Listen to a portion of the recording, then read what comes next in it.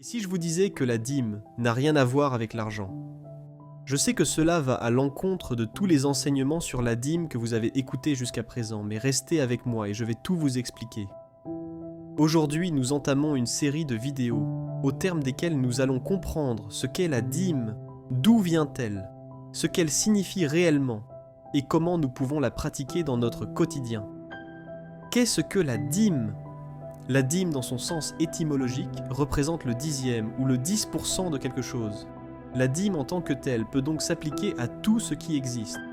On peut avoir la dîme d'une nation en termes de personnes, la dîme des animaux, la dîme des produits de la terre, parlant des fruits, des légumes, la dîme des terres, en termes de territoire, et même on peut avoir la dîme des choses immatérielles, comme le temps, l'énergie, l'attention. De par cette définition, on réalise donc qu'il n'y a pas qu'une seule dîme, mais des dîmes. D'ailleurs, Malachie 3 au verset 10 dit « Apportez à la maison du trésor toutes les dîmes », montrant bien qu'il n'y a pas qu'une seule dîme.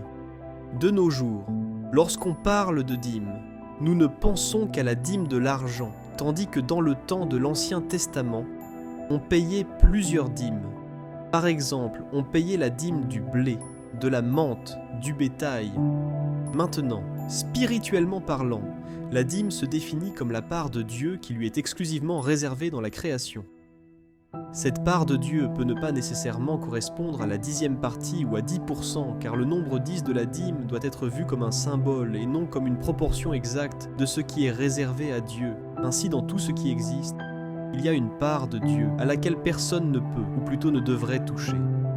La dîme appartient premièrement à Dieu seul, pas à un sacrificateur, ni à un lévite, ni à un apôtre, ni à un pasteur, mais à Dieu seul. Donc nous retenons que la dîme est la dixième partie de quelque chose, qu'il n'y a pas qu'une seule dîme, mais des dîmes, et que dans son sens spirituel, la dîme est la part de Dieu qui lui est exclusivement réservée dans la création, et à laquelle lui seul a droit. Dans la prochaine capsule, nous verrons d'où vient la dîme. En attendant que la grâce et la paix de notre Seigneur Jésus-Christ soient avec nous tous. Amen.